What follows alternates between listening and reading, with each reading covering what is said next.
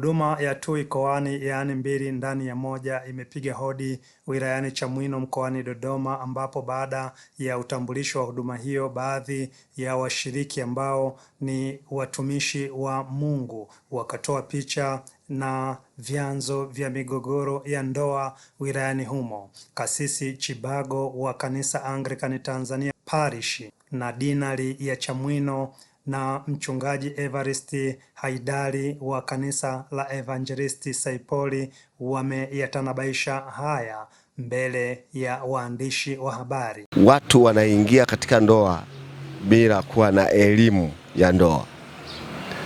Hasa akisha ingia katika ndoa hana elimu ya ndoa, ni kama mtu aliyeingia kujaribu. Sasa na akisha kuwa amejaribu anaona magumu, unaona anatoka. Watu wanaweza wakaoana labda kwa mitandao, kuonana kwenye mitandao. Watu wanaoana bila wazazi kujua. Kama ni mwanaume anampeleka mke, tayari walishakuwa mme na mke, kwamba huyu ndiye mke wangu, bila kujua historia ya kila mmoja, wapi ametoka, kabila lake ni lipi. Sasa hilo limekuwa likileta mgogoro mkubwa, kwa sababu toka zama sasa hivi wajasiriamali walio wengi ni wamama. Mimi kwa sababu ni kama wanaume wamepoteza wajibu wao, kwamba mimi ndio natakiwa nitunze familia. Sasa hivi wamama ndio wanaotunza familia, na kwa sababu hiyo mama anageuka kuwa kiongozi katika familia, na akisha geuka kuwa kiongozi, kuna jamii inayosema angalia unavyoishi, mke wako anakuongoza. Na haya akishachoka maneno hayo, ndio mwanzo wa ndoa nyingi kuvunjika. Ni kwa sababu wanaume majukumu yao hawajui, wamepoteza mwelekeo wa majukumu yao kama baba. Ni kama angekuwa yeye ni baba, angesimamia vizuri nyumba yake na hata ndoa ikadumu. Na mwisho ni kwamba sasa hivi kuna mambo mengi. Kwa mfano kisayansi wanasema vyakula vya mafuta vinamfanya mwanaume kuwa na uwezo mdogo wa kuhimili kishindo cha ndoa.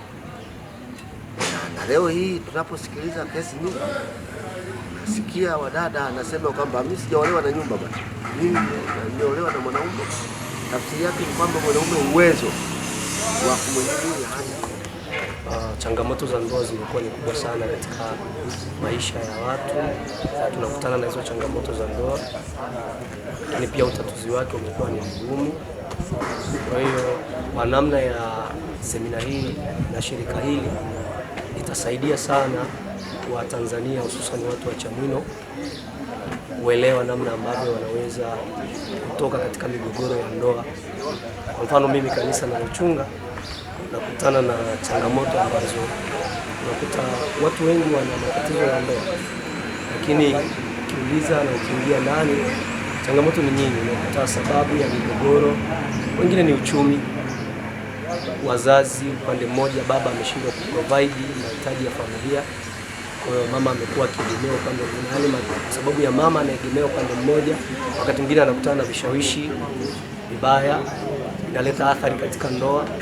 Lakini wengine ni mfumo wa dume katika familia, kwamba kuwa na watu kuwa na chepuko au kuwa na kutoka nje ya ndoa zao. Awali mwenyekiti wa huduma ya tu ikoani mkoa wa Dodoma, Askofu Dr. Elia Mauza, akiongea katika utambulisho wa huduma hiyo amesema, kwa hiyo Iko Tuan inashughulika na mambo ya kutatua matatizo ya ndoa. Mimi nafundisha, ni mwalimu. Mimi ni mwalimu, sio tu mwalimu, lakini lecturer nayefundisha watu wanapata PhD. Bwana asifiwe sana. Lakini nina matatizo ya ndoa. Haleluya, haleluya. Ninayo na ualimu wangu. Sasa naamini ya kwamba yapo msingi tunatakiwa tuje tuwe na semina. Aka kadogodogo saa hizi mtu anaangalia saa, mwingine anaangalia hii kwa kweli nimetoa utangulizi, ila tutazungumza na viongozi ili tuwe na siku za msingi kwa ajili ya semina ya kutosha. Bwana asifiwe sana.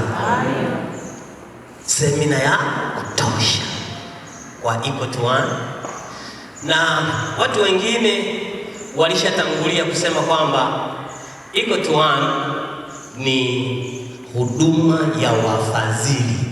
Kwa mkija Equal to One kuna fedha, mtapata pesa, mtapata msaada wa hela. Mpaka nimekuwa mtu mzima ninalionaga tatizo liko tu kwenye ndoa, ambao wanapataga msaada wa vyeti hata shuleni hawajaenda hilo. Lakini kwenye mazingira ya kawaida sijawahi kuona mtu anapewa mshahara hajafanya kazi. Bwana asifiwe sana. Ni kwamba Equal to One sio shirika la kifadhili linalotoa pesa, ila lina kitu kimoja tu kwa nyakati za mwisho, kutoa elimu kanisa, yani wanadamu, kanisa uwe msikiti uwe ni kutoa elimu ya watu wakae vizuri kwenye ndoa yao. Hawa ni baadhi ya washiriki. Naweza nikakutana na mtu akaniuliza, bwana, huko ulikotoka ulipokea nini? Umefaidika na nini?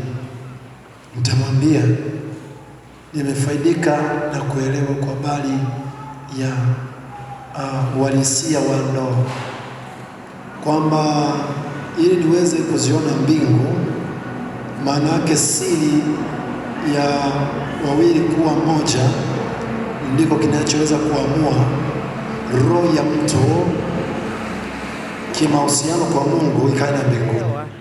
Maana ya ugane ni nini na kumjua Mungu ni nini? Kwa kweli nashukuru sana, kama tunavyoambiwa kwamba mume wetu atakuwa ni Mungu.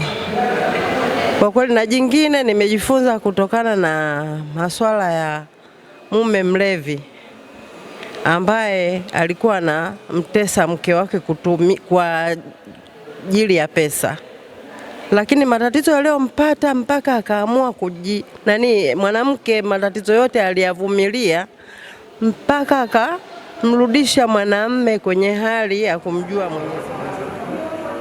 Semina ya leo imenipa hamasa au imenipa ujuzi wa kutambua kwamba Mungu ni mmoja na kwa Mungu kuna dini. Nimeamini kwamba kumbe Yesu ni wa sisi wote bila kujali kwamba dini au kitu gani.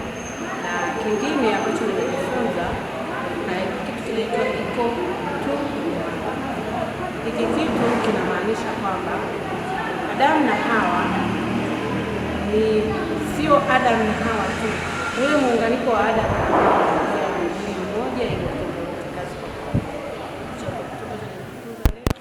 Semina hii naona inaonyesha kama mtu inaleta urejesho, inarejesha maisha ya ndoa, mume na mke waishi vipi. Yaani ni vigumu sana mume na mke waishi maisha yaliyobolela ambayo yanampendeza Mungu. Lazima waishi maisha yanayompendeza Mungu na kuonyesha utii na uvumilivu. Ni maisha ya kuvumiliana katika hali zote. Awe na pesa, asiwe na pesa, mvumilie mume wako sababu umpenda kuishi naye. John Israeli, Banda Media, Dodoma, Tanzania.